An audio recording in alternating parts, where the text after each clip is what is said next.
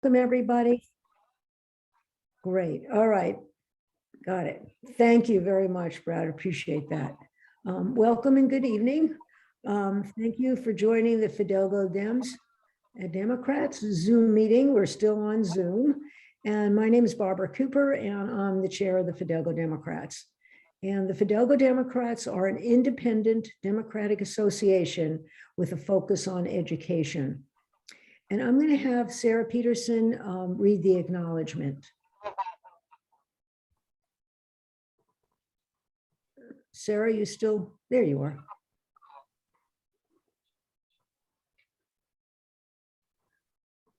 Okay. We, the Fidalgo Democrats, acknowledge that we gather on Indigenous land, the traditional territories of the Coast Salish, particularly the Samish and the Swinomish people, and we pay our respects to their elders of the past, the present, and the future. Thank you. Thank you very much, Sarah. Appreciate that. Okay, before we get going, Corinne would like to say a few words, has an announcement. So. Okay, I wanted to share from the obituary of a good man, of a few words of a good man, I'm sorry, who recently passed, whom some of you know, Roger Robinson of South Fidalgo Island. He died at home in January at age 72 after a long struggle with kidney cancer.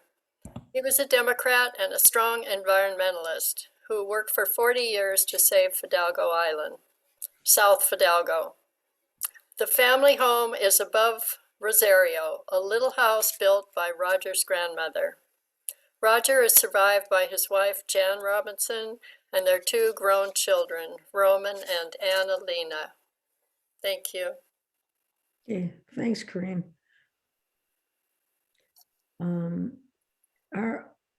I'll go on. If anybody has any other comments to make about that situation, please let me know. Okay, just to let you know, our next meeting will be May 10th. We're planning still doing a full Zoom meeting, and we'll send out the topic of the speakers in another, later in the month to let you know what we're doing. Before I introduce our speakers tonight, I'd like to ask if there are any elected officials or Democratic Party officials, including PCOs. Please let me know, introduce yourself, and let us know what you do. So if anyone would like to do that, please speak up. Okay, but Barbara, I'll start very briefly. I'm the lead secretary PCO, Dewey Beach, precinct 119. All right, thanks. Lead. Lynn, Is there any other PCOs here right now? well, Lynn Campbell is, of course, Rita Sullivan. Hi, Rita, you want to say hello? I'm PCO with 224, which is Skyline. Oh, wonderful. And hi, Lynn. Well, I was going to say, I saw Lynn come in. Come on, you need to say something. You do a ton of work for us. You're muted. Who are you talking to? You weren't talking to me. No. Lynn is Lynn muted. Campbell. Lynn, you're waiting for Lynn. Okay.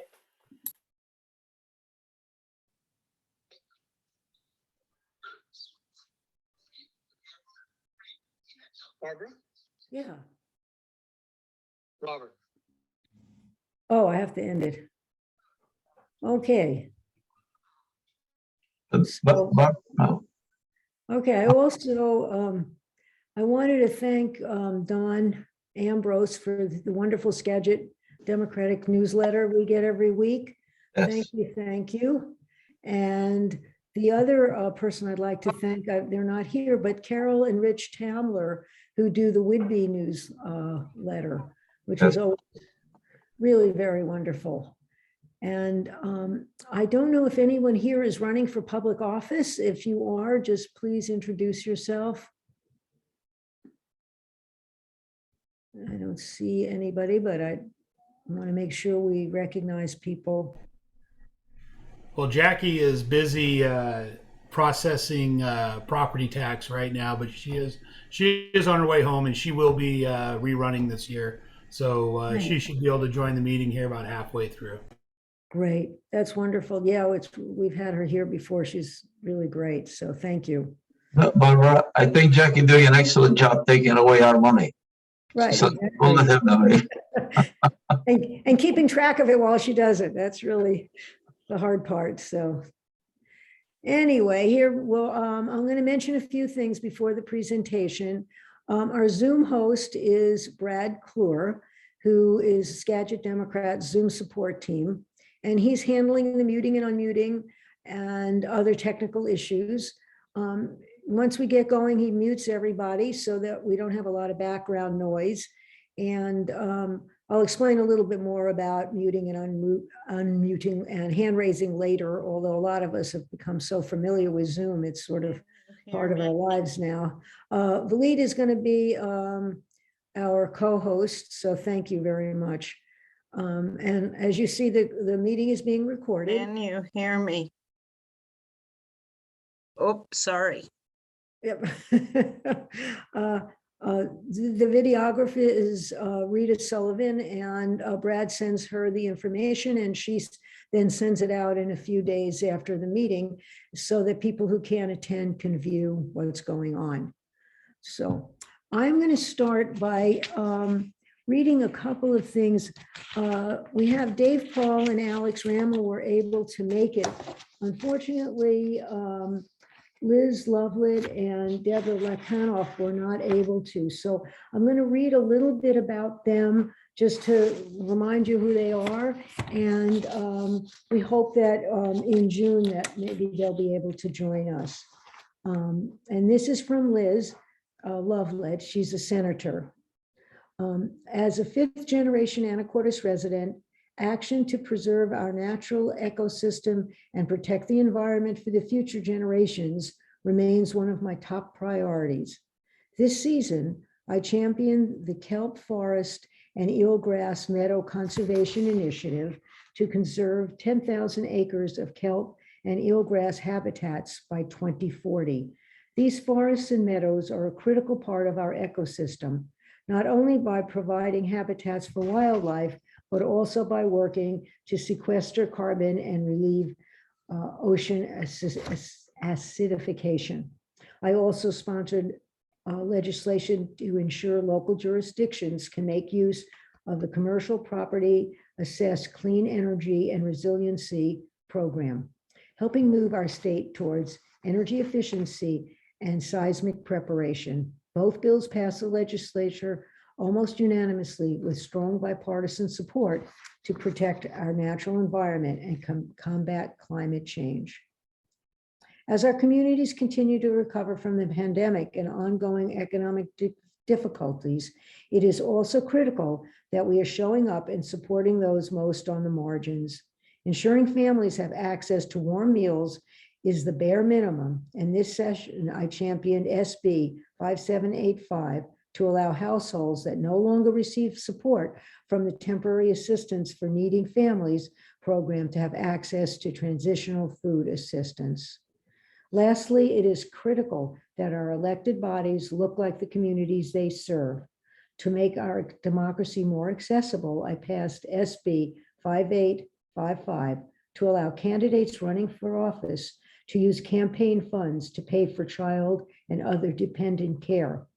When we open the process to more parents, especially to more single moms who would otherwise not have the opportunity to run, we create more equitable and democratic institutions. And again, she's hoping that she will be able to join us in June. She is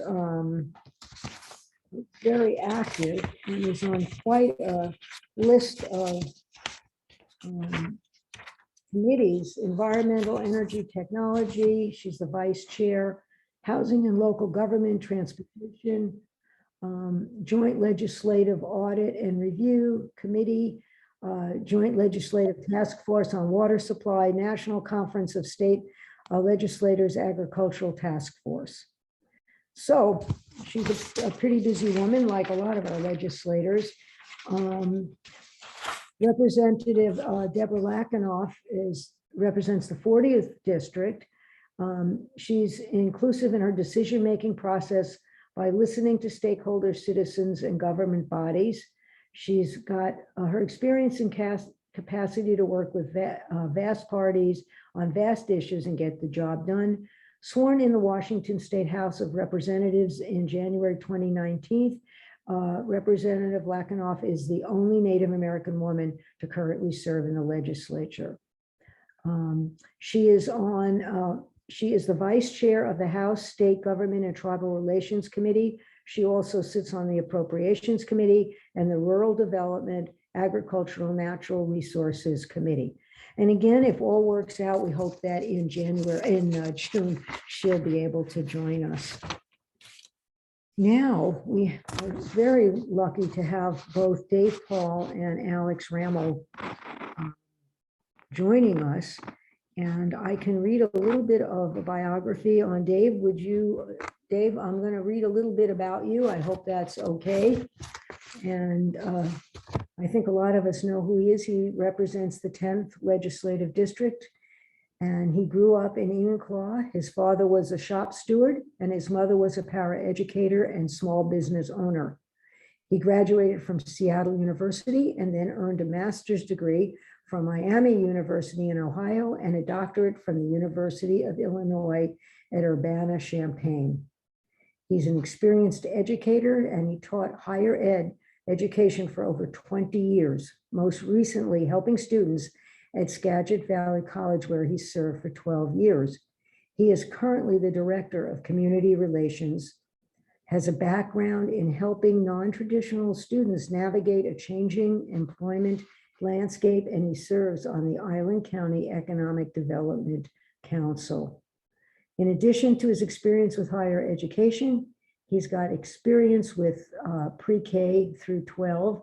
He served on his local school board in Ohio, and he has served on the board of directors for the Oak Harbor Educational Foundation since 2009, where he is currently president. Dave and his wife, Rachel Anderson Paul, live in Oak Harbor with their 4 children and 2 dogs. I'm going to let him explain his priorities rather than reading them, since he's here, and he serves as the vice chair of the Community and Economic Development Committee, and is also on the Transportation Committee and the College and Workforce Development Committee. And so I have a list of the updated things in the community investments, but I am certainly going to let Dave tell us what he's done. And I'm going to do another introduction for Alex Ramel. Thank you again for coming. He's taking on a new role on the Democratic Caucus leadership team, as well as moving to new committees. The colleagues have chosen him to be the deputy majority whip. And the whip's job is to work with other Democratic House members to see where they stand and help develop consensus around legislation as it moves forward.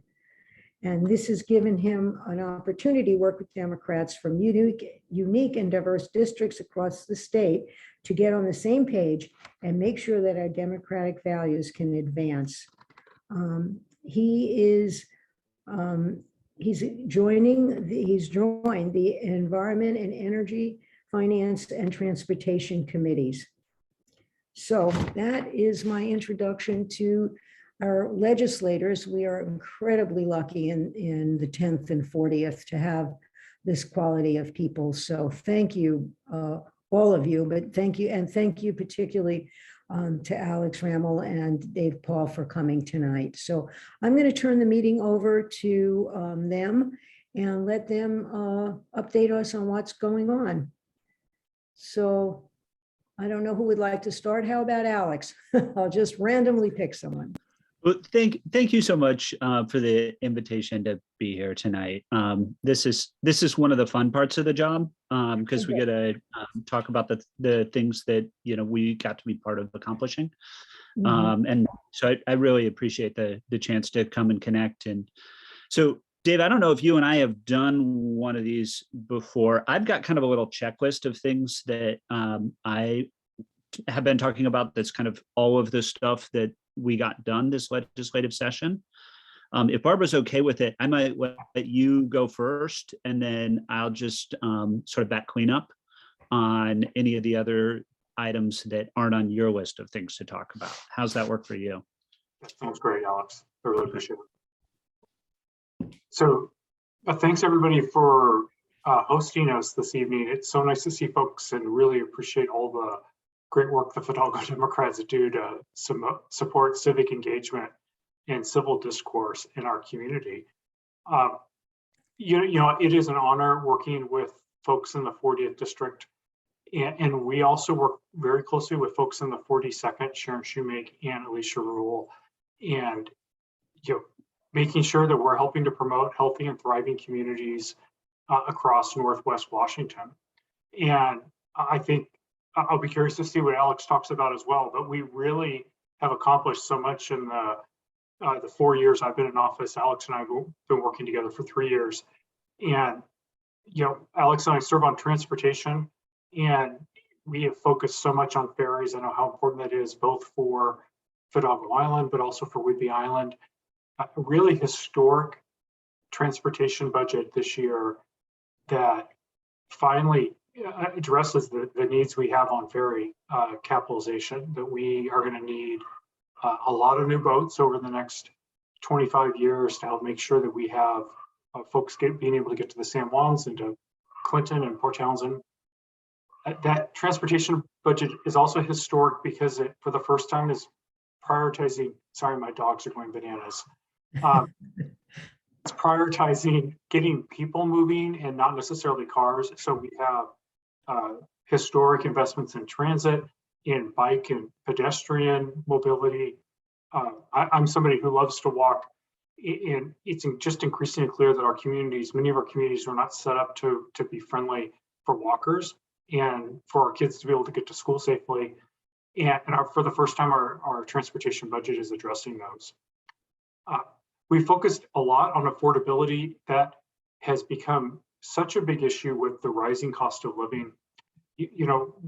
We tried to get a sales tax holiday passed out of the House. It died in the Senate, but there will be work that we'll see next year on tax reform that's going to help address our really upside down tax system, and will provide relief for our neediest community members.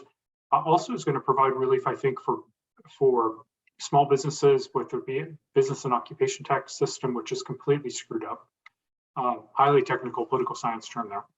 And I am really pressing also for property tax relief that is included in that package that comes together next year. And I'll also talk about education. We've really focused on making sure that we are reducing student loan debt. Rita and I were chatting at the beginning of the meeting about our granddaughters who went through the Running Start program at Skagit Valley College. That allows folks to be able to graduate from college and high school on the same weekend. We'll have thousands of students this June do that. It helps just drastically reduce the cost of going to college. But we've also made sure that folks in college have greater affordability with the Washington College grant. I was working with a student, one of my former students, this past week. Her financial aid offer from the University of Washington, because of the Washington College grant, is so much stronger than the California schools. They just don't have a program like it. But she's likely going to stay here in state now, and that's great for our community. She's a terrific young woman, and helps keep our smart kids here in our state, helps grow our economy. Lastly, focusing on making sure that folks that want to go to a trade school or apprenticeship program have a pathway to a family wage job without taking on any student debt, and they can get that family wage job after earning a certificate or that two-year trade program. And just trying to make sure that those programs are as strong as possible and focused on making sure folks can have that living wage job. So I'll stop there and hear what Alex has to say, and then happy to answer questions. Okay, great. Thank you. Thanks, Dave. That's you hit a lot of my highlights. So which I think just goes to your first point, which is that legislating is a team effort, right? This is, we sat down before the start of this term, and the 6 of us from the northwest corner. As Dave mentioned, we've been working together on everything from who wants to try and be on which committee and what are some strategic appointments, so that we know we've got somebody from our team on transportation issues, which is so important. But we also want folks from the north corner on the finance committee, on the capital budget committees. So we've really tried to be thoughtful about that, to be thoughtful about supporting each other's budget provisos as they come back and forth between the House and Senate. And I think that really reflects the results that I'm pleased to be able to share with you tonight.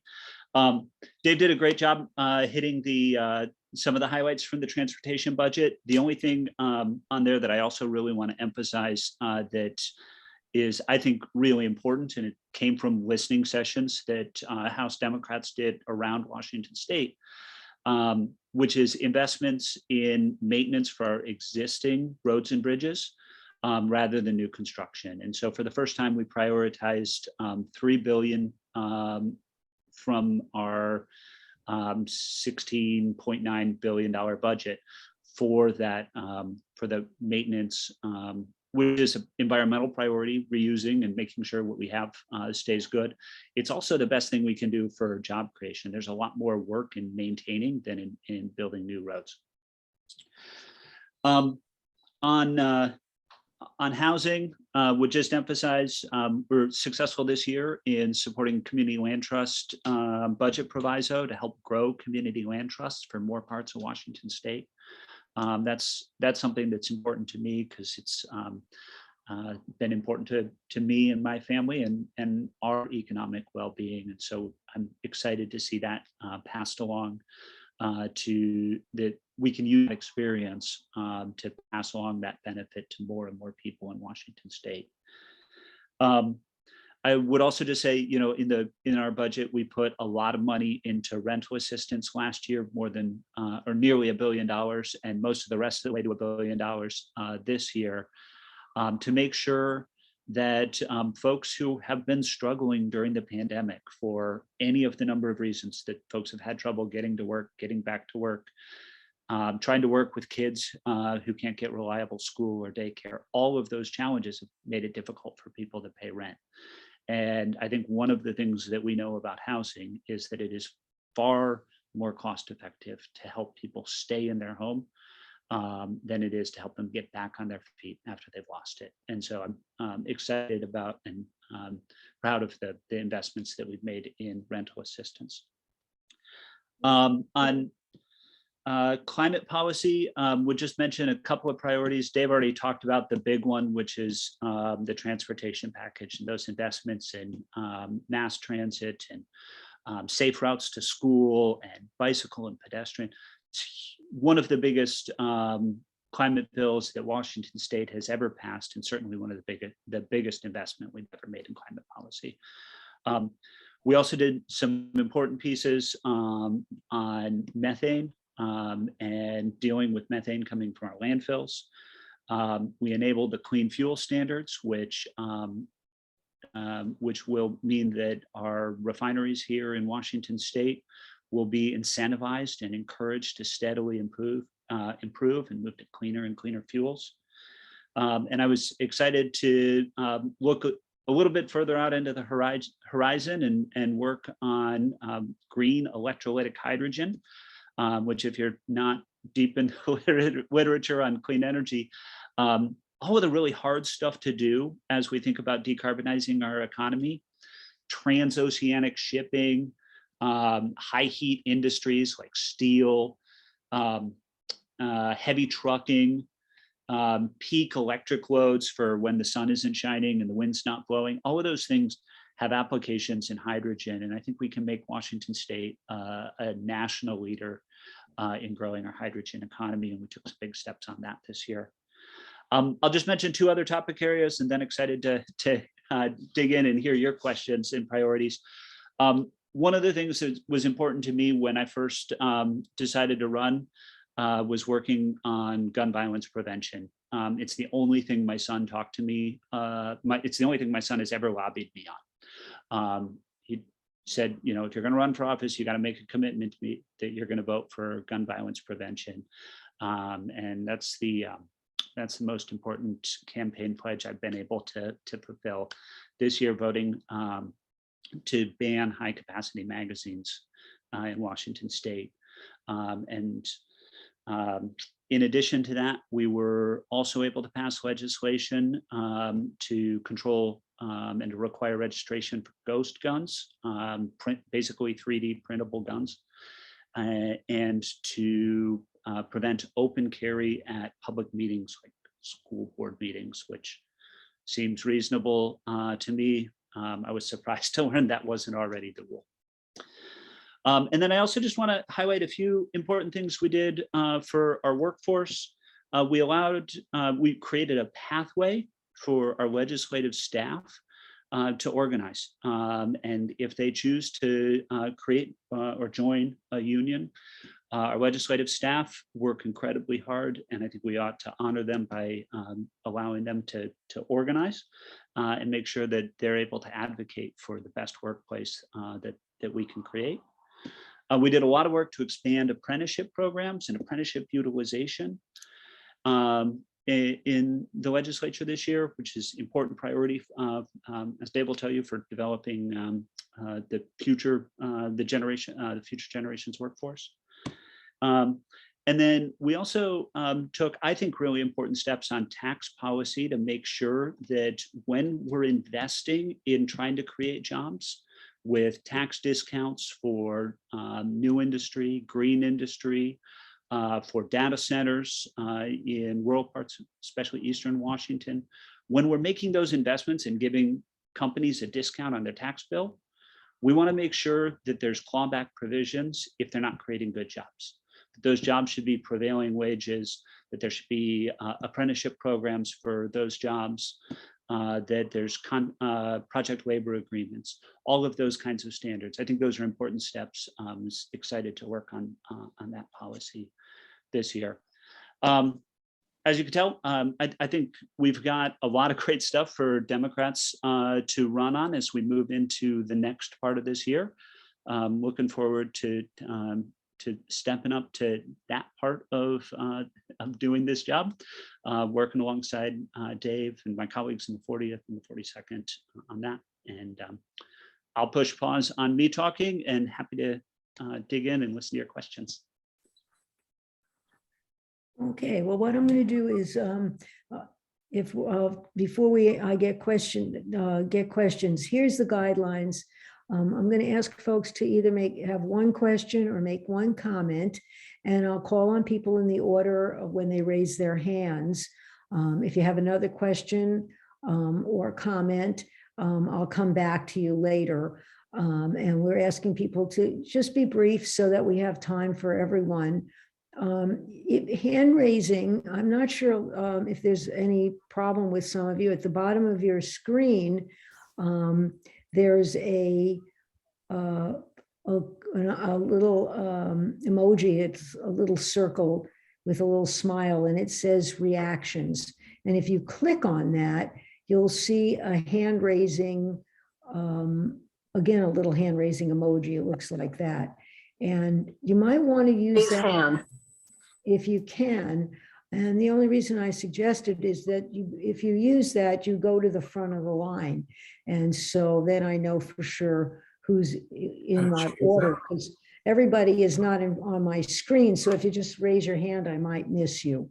So I just like to let everybody know that. And then the muting and unmuting, I think most people know that that's a little microphone in the bottom of the left. So, okay, that's the logistic of things. If you have any problems, let Brad know and he can help you off screen, because he is the person that knows about that sort of thing. So anyway, the first person that I think Donna Marie Ibsen raised their hands. Yes. Okay, so I'm going to have you ask the question or make comments. Okay, this is for Alex and Rep and Dave. The aluminum plant up in near Ferndale, that's supposed to be a restart up, as I understand it. What do you know about it? A lot of jobs on the line there. Yeah, I can jump in on that one. So there's I think 3 different pieces that have to come together to get that facility up and running again.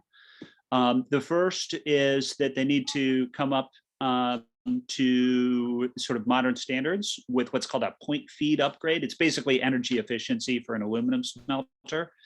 And we put $10 million into our capital budget to help whoever ends up owning it to be able to make that improvement. Not only is it good for the jobs, but getting to my other point there, it is also really, really good for the climate. That one project is about a 1% reduction in the state's total greenhouse gas pollution. It's a huge deal. It would be worth it if there were no jobs on the line, just from a climate perspective. 700 jobs though, so it is a win-win if we can make that work. The other 2 pieces that have to come together, and they're kind of interlinked, there's sort of this outside investor group that's interested to come in and take over management. And I think they're very interested. They wanted to see that investment from the state and that support. They also need to close a power deal. And that's where things are stuck right now. BPA, the Bonneville Power Administration, that would be selling them the electricity, is inching, I believe, towards a contract. But the details of that contract are going to be very important because they buy so much electricity. What would be, pennies on our electricity bill multiplied by how much electricity they use is millions and millions of dollars a year in operating costs for them. So they're going to be that's where that's sort of sitting right now. But I think I remain hopeful that we're going to be able to bring that together. Wouldn't that be a boon for the aerospace industry in our state? For sure. Yeah. And yeah, you're right. I said it's good for climate. It's good for jobs. It is also good for shortening our supply chains on so many other things we need to do. Yeah. Okay, Sarah Peterson has a question. Sarah? Yeah. So I was really disappointed about 1099. And I'm sure that you were as well, Alex, but I would like your perspective on what the heck happened.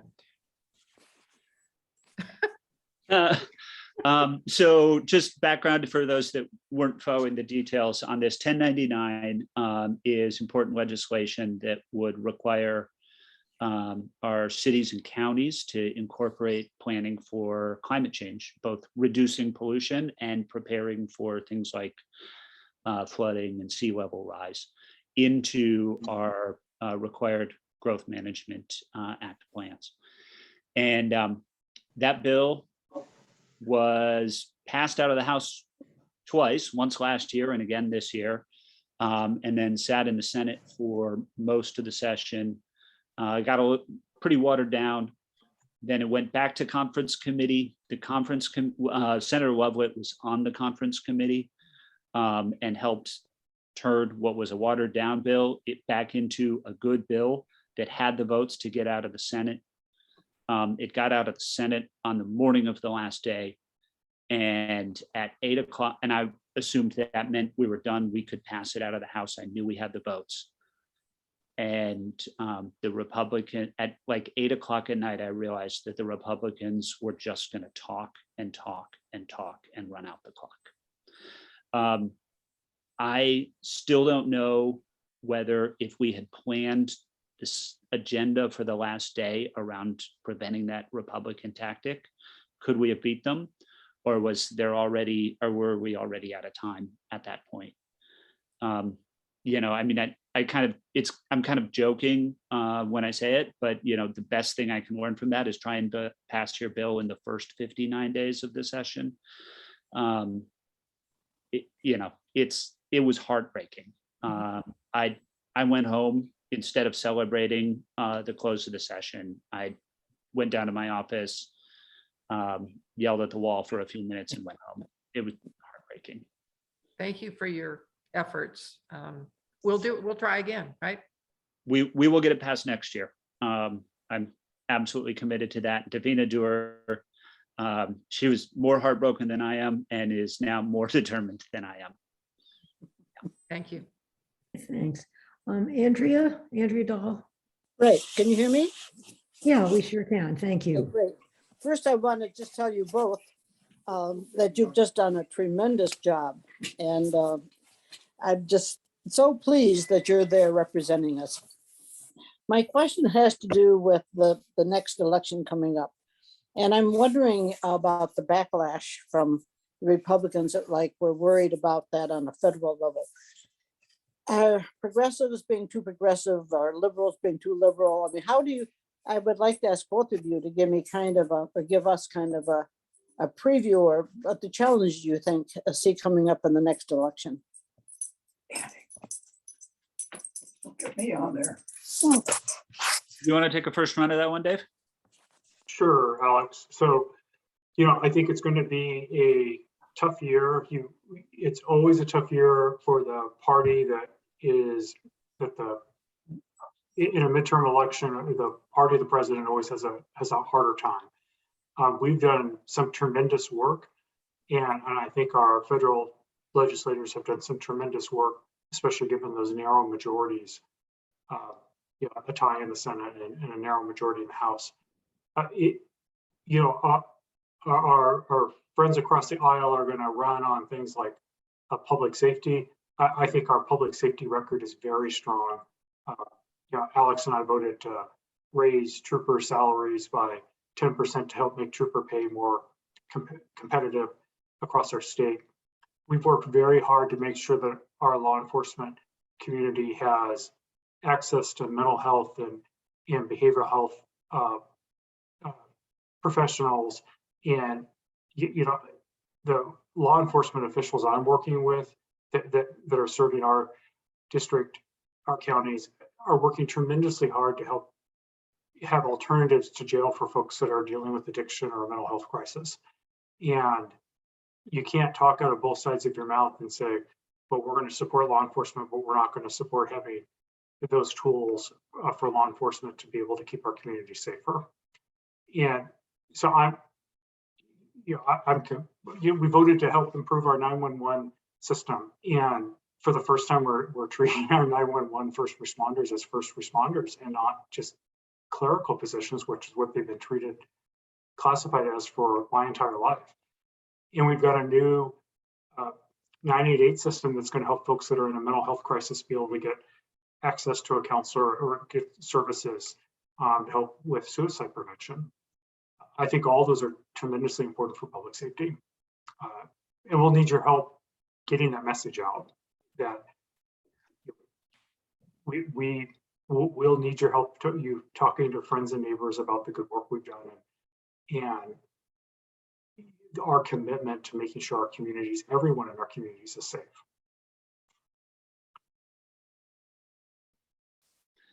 I think Dave's exactly right. The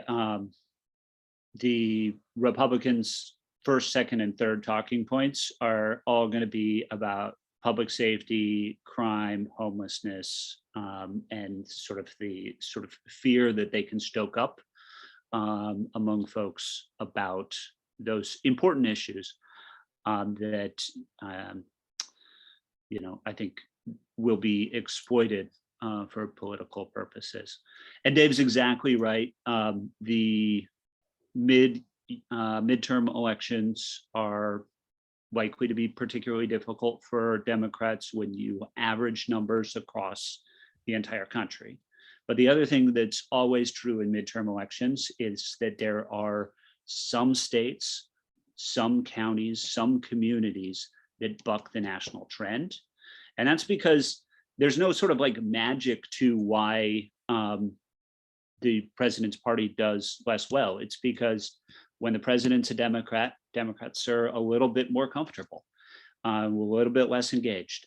And so we can decide all of us here right now can decide we're going to get really engaged, and we're going to make sure that we're not going to fall for, and we're not going to let our communities fall for those false attacks that we're going to hear from Republicans. And we're going to work together, and we're going to support, in particular, Dave Paul, who might have one of the toughest races in Washington State, in getting him reelected, because I really want to work with him, and I really don't want to work with whoever it is that's running against him. And we need this whole community to just jump in and decide, all right, we're much happier with the current president than we were with the last one. And that means we can focus on our local elections here in this community right now. Okay, wonderful. Thank you so much. Looks like Rita Sullivan has a question. Hi, yes, I wanted to pivot back to the ferry, and certainly new boats, new modern boats are critical to the system. But something that's really critical is staffing. There's a huge issue with staffing, and new people do not want to take on the system as it is, where people who in Anacortes might want to work for the ferries, but they don't want to have to go at 5 o'clock in the morning to Bremerton. So staffing issues are a big problem and really need to be addressed.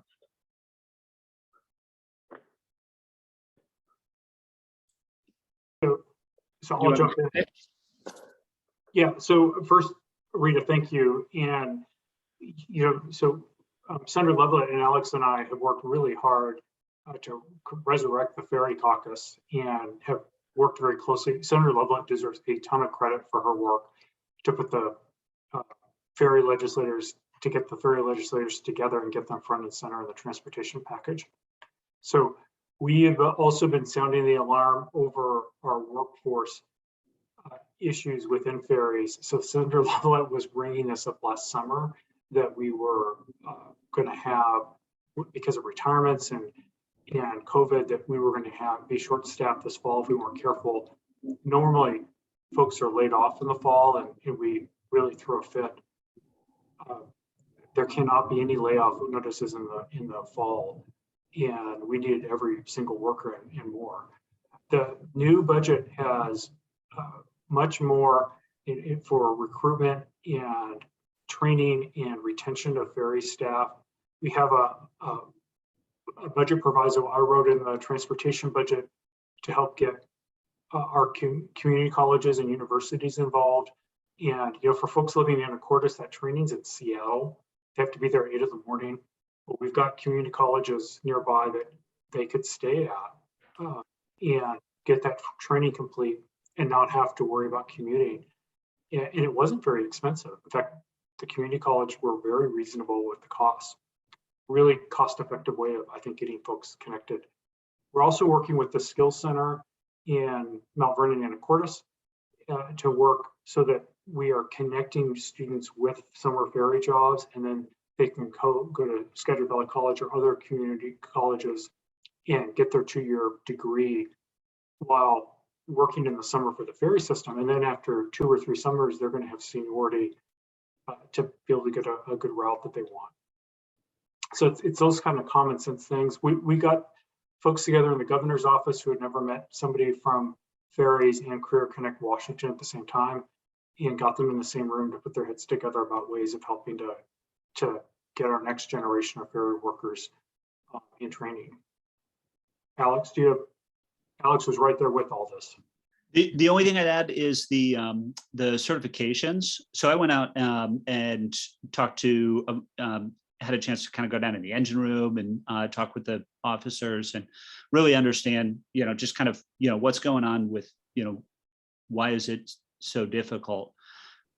Heard all of those things. The only other thing that popped out in my head from those meetings was just the number of certifications, Coast Guard requirements, local requirements that are necessary for stair-stepped improvement.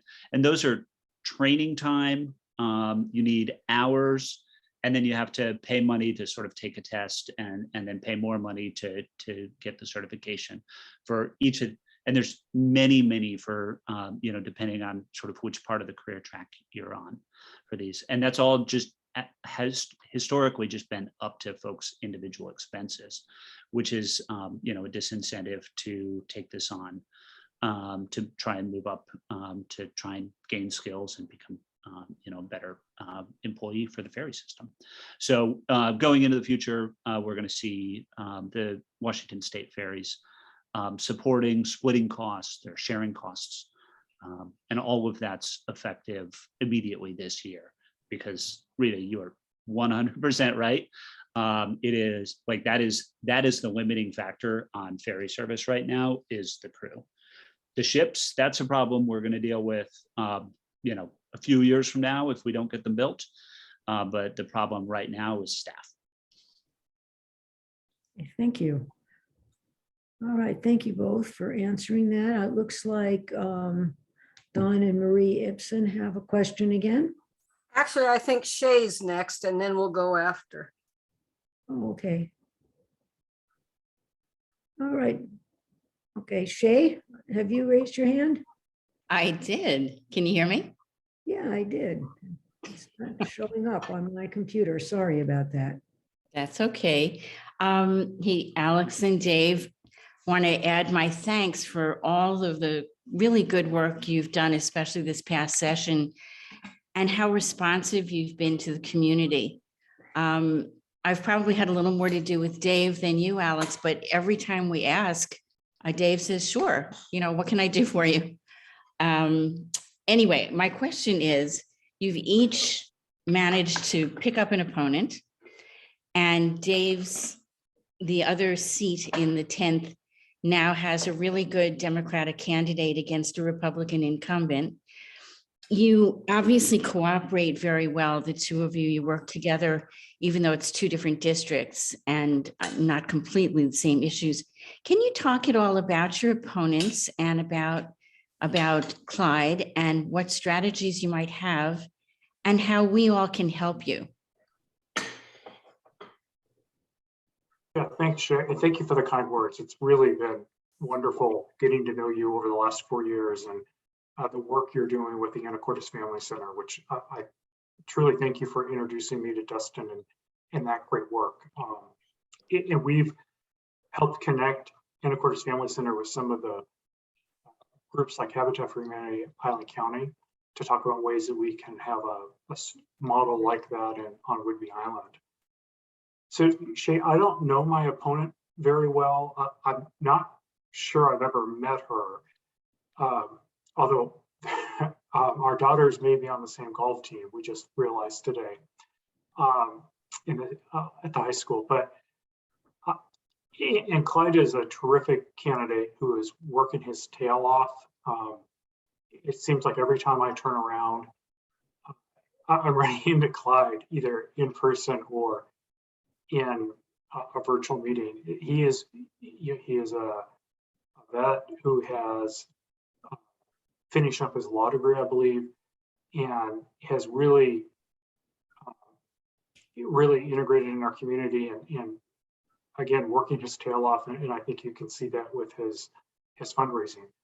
I think the key for us is going to be doorbelling and talking to as many voters as possible. I've been doorbelling this week, and this is the earliest we've ever been able to doorbell. And Beth and I make a pretty good team. Would love to have folks join us, but it is talking to voters one-on-one and hearing what they're concerned about.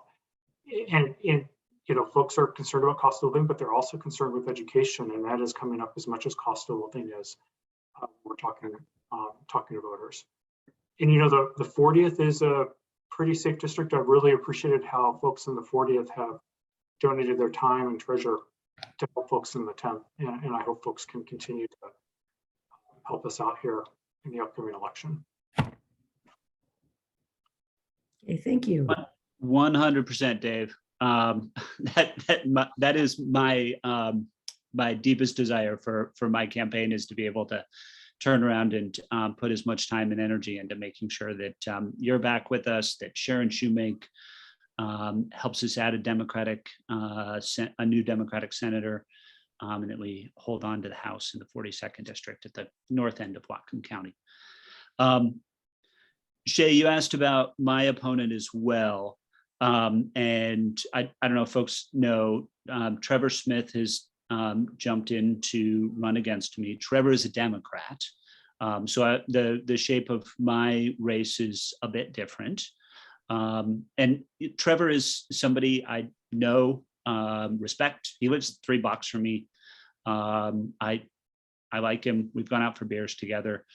We've had some policy disagreements, mostly around the urgency of the climate crisis and how to move forward with a just transition that takes care of people and planet. I believe I've got a record that shows I'm ready to work on all of the pieces that we need to put that together.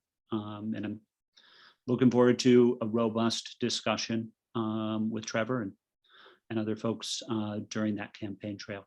I also feel reasonably confident. I'm taking the election, I'm taking the campaign seriously, but I feel confident that we have a good story to tell, and I'm planning to be able to tell that story. And I'm hoping that we get a good showing early on that can give me some confidence to turn around and be able to support some of the other races beyond the 40th as well. Okay. Before I move on, Alex, if you would like to put, Dave put his information about how to contact your campaign. If you would like to put that in the chat, that would be great for people to be able to see that. Of course, you can always go online to both of these all the candidates and get that information, but it'd be nice to have it there. So thank you.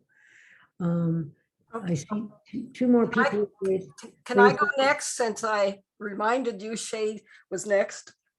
Yeah, no, you are next. You, Okay. Donna Marie Ibsen, are next. So Okay, well, continuing on with the ferry theme, I agree with everything that's been said, and I'd like to make a comment. When Friday Harbor had that horrible fire downtown, guess who they called to come in? Because the ferry workers have to take so much extensive fire training. They were called in to help with that. So that was something I was unaware of. So ferry workers are very important, yes. Continuing on with ferries, what about the Sydney run? Either one of you can comment. We'd love to see it back. Nobody wants to answer. Well, I think that the hesitation you're seeing is just that the city run is part of the 40th district, but Dave Paul deserves all of the credit for the progress that's been made there.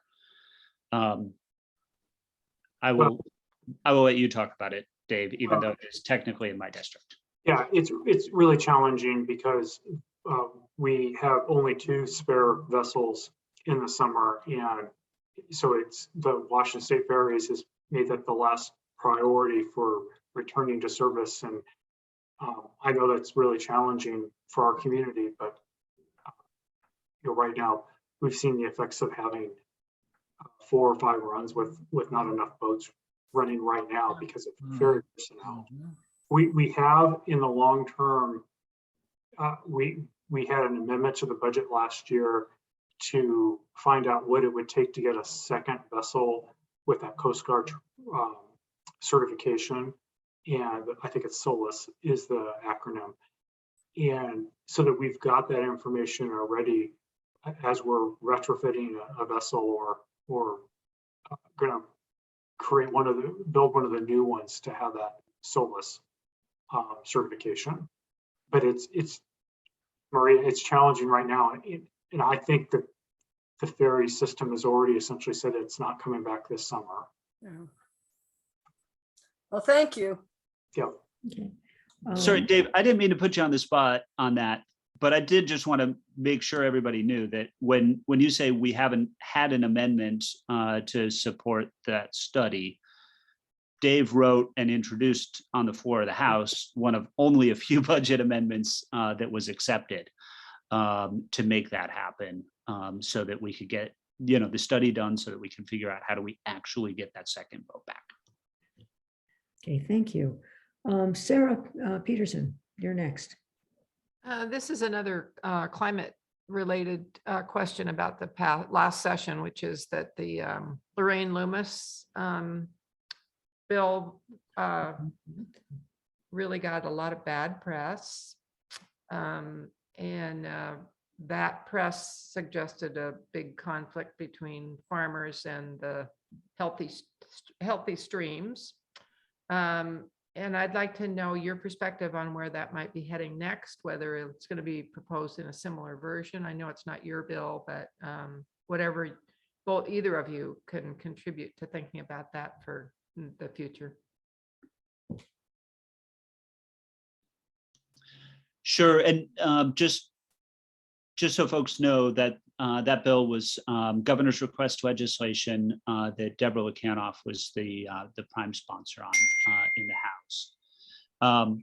So yeah, I think Sarah, your analysis is right. It just got a terrible amount of bad press right out the gate, and it made it difficult, particularly in a short session.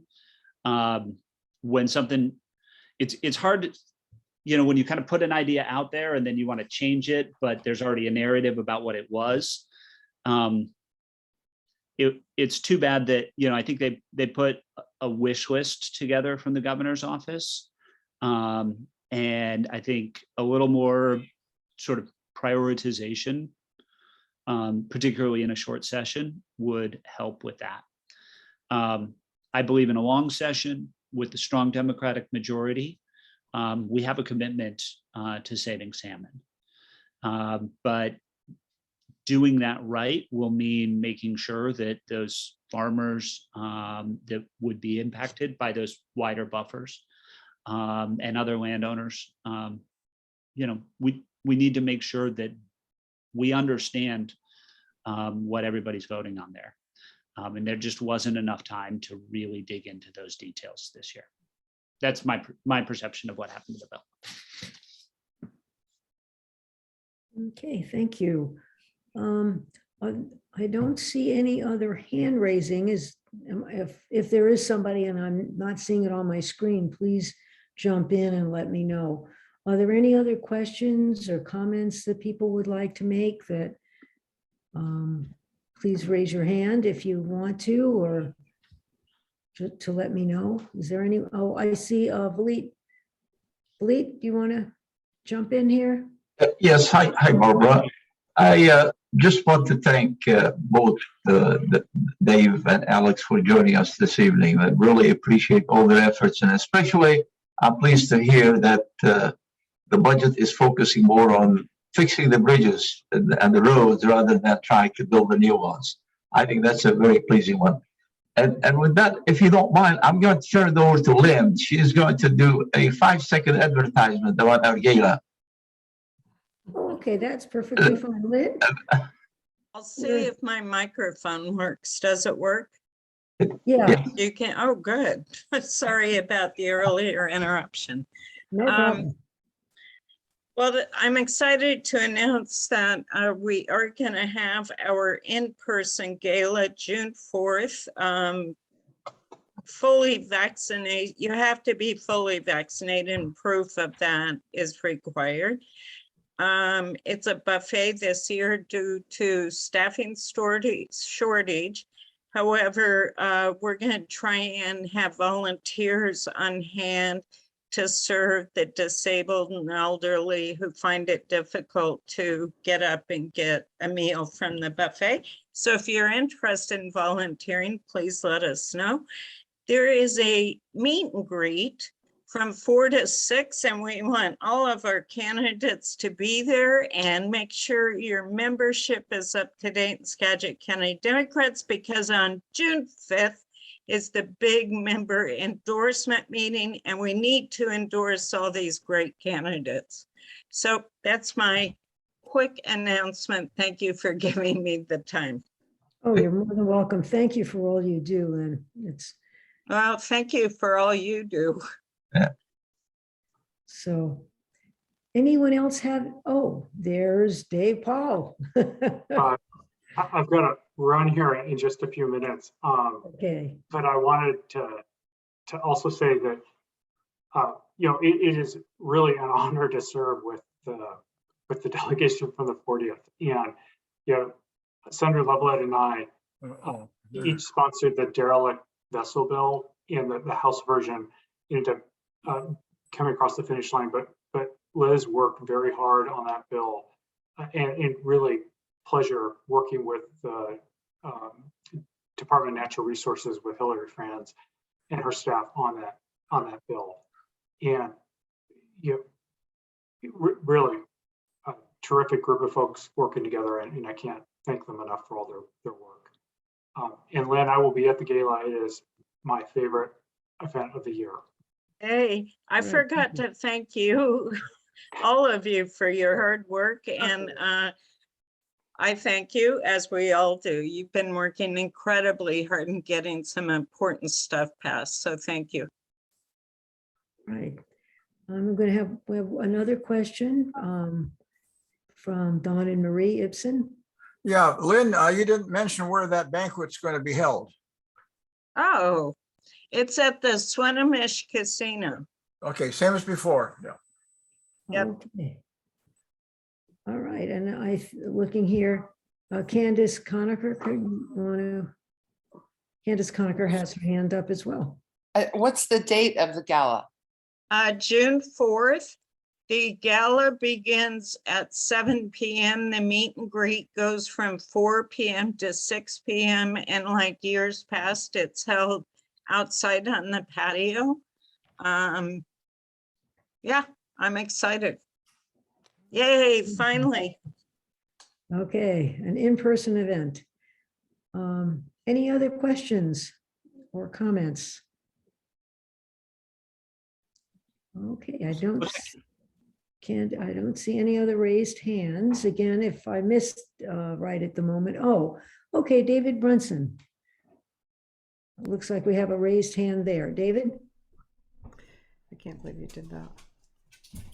Hey, I just wanted to give Jackie a chance to say hi. It's good to see everybody again. But go ahead. I just wanted to say hi to everybody. I actually was looking in my campaign email, and that's where I found out all of my invites for this Fidalgo Democrats was going. And I haven't checked it since, I quit campaigning 3 years ago, but we're on the road again. So I was looking at it, and so, but I want to thank you for letting us sit in on these. I love these meetings, and I apologize for being late to the meeting. Got kind of hung up at work. It's tax season. So anyways, I just wanted to say thank you and hi. Okay, if you want to put your information on how people can contact you in the chat, please feel free to do that. So thank you for coming. I know you're super busy this time of year, so appreciate you taking the time. And are there any other comments or questions?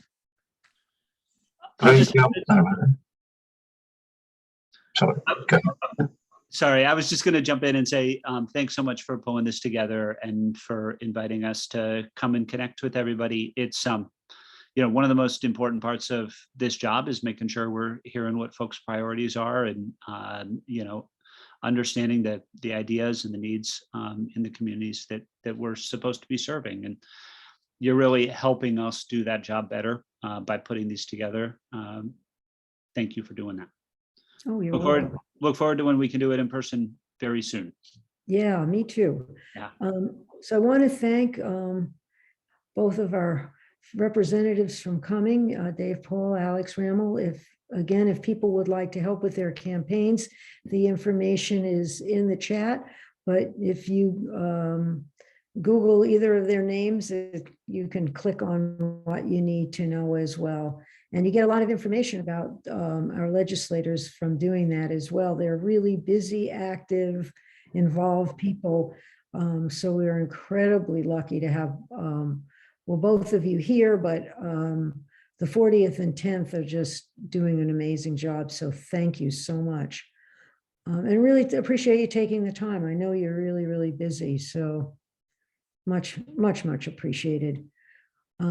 Also want to thank Brad for helping for our computer help, because as I keep telling him, I certainly could not do this without him. He is instrumental in making these events happen. And also thank Rita for helping for Brad and Rita doing the YouTube, and Rita puts it together and sends it out. So if you have friends or people that you think would like to see the this presentation and this talk, please let them know that they can get on the YouTube and do that. And I'm going to stay after the meeting. So if people want to stay on and talk, we stop recording after we're done with the meeting. And if people would like to just chat, you're more than welcome to stay on. And I see Rita has her hand up. Rita? You're muted. Yes, okay. Yes, I just wanted to say, I do send out the link for each meeting, but Fidalgo Democrats has a YouTube channel where all of our meetings going back 7 years are recorded. So if you want to go back and see any of the older meetings, they're there on our channel. Great, thank you. So, okay, it looks like folks are leaving, and we'll close the recording part of the meeting. And like I said, I'll stay on. And if people want to talk and visit, please feel free to do that. Good job.